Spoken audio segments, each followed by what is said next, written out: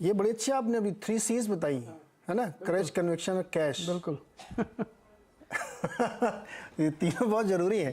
अच्छा एक हम लोग जब पूरी इन्वेस्टिंग जर्नी तो आप ही लोगों से मैंने सुना है कि एलोकेशन बहुत इंपॉर्टेंट है, जिसका भी जिक्र अनुराग एक्चुअली कर ही रहे हैं। ये कि मैंने बहुत सारे लोगों को देखा कि अरे मैंने तो एक शेयर लिया और वो 10 गुना हो गया, मल्टी बैगर।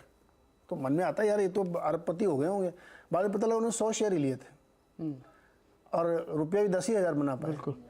तो ये जो एक बड़ी कॉमन गलती है जो इन्वेस्टर करता है कि एलोकेशन, जैसे अब अनुराग ने कहा कि आपका कन्विक्शन होना चाहिए कि ये स्टोरी, ये थीम, ये आइडिया मुझे बहुत अच्छा लगता है, तो फिर उसमें एलोकेशन आप उसी हिसाब से करें।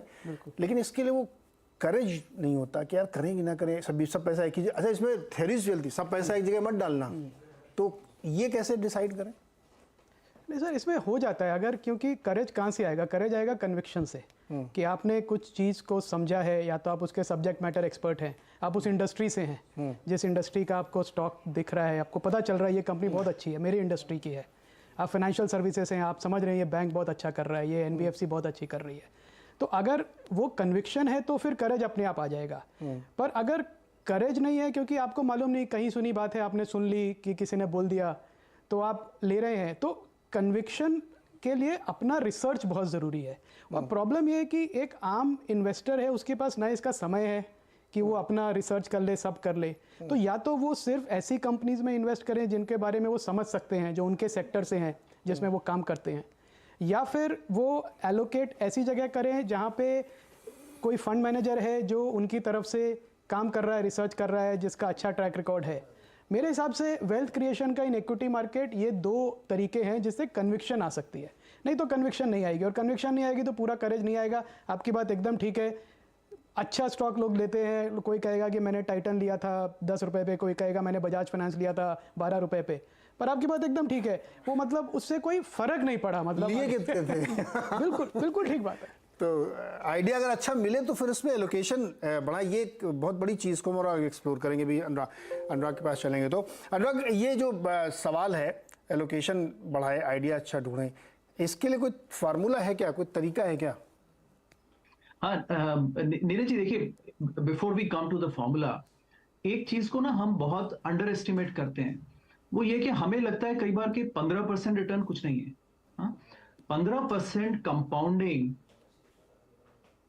30 साल तक लगातार अगर हम करें तो 100x मिल जाता है, 31-32 साल में मिल जाता है।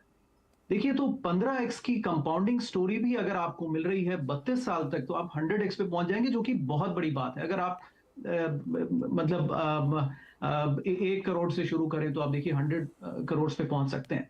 ये फिगर इटसेल्फ आपको बता रहा है कि इवन 15% फॉर 32 ईयर्स लगातार डिफिकल्ट रिटर्न है, राइट?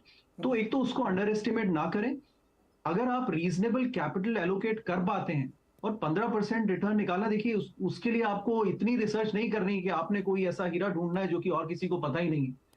बिल्कुल ट्राई टेस्टेड स्टोरीज में आप चल सकते हैं, एनुअली पोर्टफोलियो को रिव्यू कर सकते हैं, और 15% कैगर अगर आपका ऑब्टेन होता है तो देखिए 20 साल में भी आपका रिटर्न सब्सटेंशियली हो जाएगा, 30 साल में तो 100x हो जाएगा। मेरे ख्याल से इससे ज्यादा अगर हम गोल ढूंढने जाते हैं तो फिर हम मोर गैम्बलिंग की तरफ अट्रैक्टेड हो जाते हैं rather than serious investing. Neeraj ji, Rahul, common sense ज़्यादा काम करता है या बहुत डीप रिसर्च, एकदम घुस के इतनी ज़्यादा रिसर्च कर ली कि थोड़ा कंफ्यूज भी हो गए, या एकदम simple? Investing is so simple, आप कॉमन सेंस लगाइए, 10-15% के CAGR वाले स्टॉक देख लीजिए 15-20 सालों में कौन ग्रो कर रहा है, किसका देश भर में चल रहा है, चैनल चेक कर लीजिए, तो ये वाला ज़्यादा सही रहता है। कि अच्छा, एक चीज़ मैं आप सब लोगों से कहूँगा, ये देखो हम लोग, हमारे शो को ना कई लोग ऐसे भी देख रहे होंगे जो 40-45 साल के हैं, वो 30 साल वाली थ्योरी उनको जमेगी नहीं, उनको 10-15 साल वाली भी थ्योरी बताइएगा। बताइए राहुल।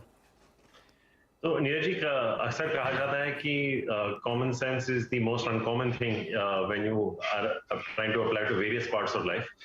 लेकिन जैसे आपने भी कहा, और मैं अनुराग जी से काफी हद तक सहमत हूं, लेकिन ये इतना इजीली रेप्लिकेट नहीं हो सकता। आप इंस्टीट्यूशनल इन्वेस्टर्स को ही देख लीजिए,